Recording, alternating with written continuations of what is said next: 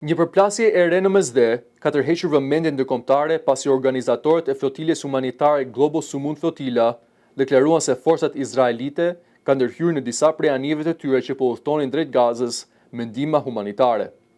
Sipas tyre, të paktën 10 anije janë ndaluar dhe marrë nën kontroll, ndërsa kontaktet me gjithsej 23 mjete lundruese janë humbur në lindjen e Mesdheut. Pamjet të publikuara nga grupi tregojnë momentin kur ushtar izraelit hipin në bord dhe marrin kontrollin e anijeve.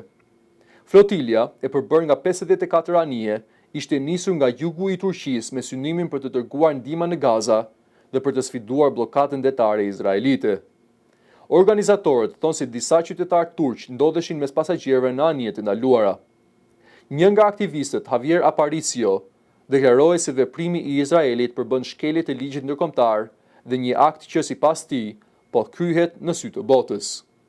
Nga ana tjetër, Ministria e Jashtme e Izraelit ka deklaruar se nuk do të lejojë asnjë shkelje të bllokadës detare ndaj Gazës dhe u ka bërë thirrje pjesëmarrëve të ndryshojnë drejtim dhe të kthehen pas.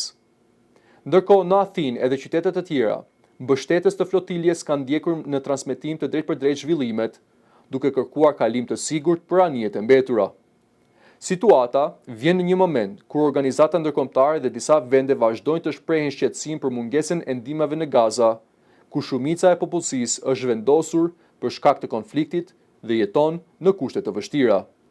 Izraeli, nga ana e tij, thotë se mbi 1.5 milion ton ndihma humanitare kanë hyrë në Gaza që prej arpushimit të fundit, duke hedhur poshtë akuzat se po bllokon furnizimet për civilët.